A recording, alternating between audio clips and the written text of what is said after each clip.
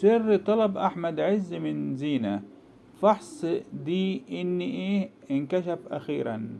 لن تتوقعوا ما أثبتته التحليل الجينية بشأن الأبناء. السلام عليكم ورحمة الله وبركاته، أهلا وسهلا بحضراتكم. قضت محكمة أسرة مدينة نصر مؤخرا بانتهاء دعوة الدفع أو الحبس بعد دفع أحمد عز لزينة مبلغ 1,761,000 جنيه، وذلك في الدعوة التي أقامتها الفنانة زينة ضد أحمد عز تطالبه فيها بتسديد الأقساط المدرسية لنجليها التوأم عز الدين وزين الدين. وكان محامي زينة قد قدم طلبا إلى مكتب تسوية المنازعات للأسرة في محكمة الأسرة بمدينة نصر، وتتمثل في دعوة الدفع أو الحبس، وطالب فيها بإلزام أحمد عز بدفع متجمد أجر مسكن وحضانة ب1,761,000 جنيه. وكانت محكمة استئناف الأسرة المنعقدة في التجمع الخامس قد قضت بإلزام الفنان أحمد عز بدفع 21,552 جنيه استرليني مصروفات دراسية لطفليها التوأم من الفنانة زينة. واعترفت زينة خلال مشاركتها ببرنامج حبرسيلي بحبها الشديد لطليقها السابق وأبو أولادها الفنان أحمد عز.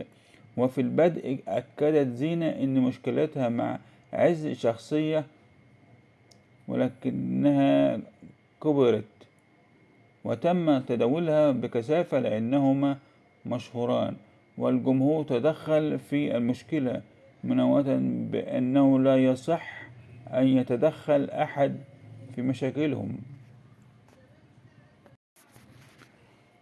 وبتقول أي حد داخل بينا هو خارج، والسنين هتتلف ولا وقع في أزمة وهو هيجي علشان أولاده. وأضافت هو راجل كويس ومحترم وتكفل بأولاده، ولا يجب الحديث في هذا الموضوع مرة أخرى لأنه شخصي. واستكملت أنا عندي ولدي ودلوقتي أبوهم مش موجود، ومش هينفع أطلع أقول بحب راجل غيره، أنا بحب أبو أولادي. وكما تحدثت الفنانة زينة في لقاء المثير عبر أزمتها مع طليقها الفنان أحمد عز ومشاكلهما، هما مؤكدة إنها ما زالت تحبه لأن هو أبو أولادها وتنتظر لحظة الصلح بينهما. وكشفت في وقت سابق عن تفاصيل علاقتها وزوجها من أحمد عز الذي أنكرها الأخير بعد حملها في التوأم. وأضاف سافرنا أمريكا علشان نوثق الزواج العرفي في القنصلية المصرية، وهناك كان عاوزني أعتزل الوسط الفني. وبتقول زينة مشكلة أحمد عز معايا أنا ومش مع عيالي، وكل شوية بيعمل منع سفر لعيالي ومش عاوز يسافروا. خدت حقي والحمد لله بالقانون، ولا عمري هغلط فيه، وعيالي بيقولولي اوعي تغلطي في بابا. كما كشف رد فعل أحمد عز عندما علم بإنجابها توأم منها، قائلا إنه قال لها مبروك مفطور، وطلب منها إجراء تحاليل DNA.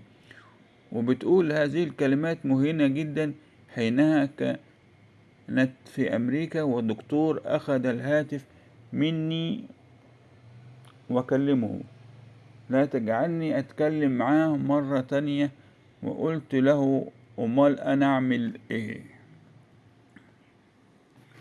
وأشارت إلى أنها أجبرها بإجراء تحليل DNA بمفرده، وطلب منها إرسال التحليل الخاص بها وطفليها، لكنه أجرى التحليل ورفض إعطائه إياه.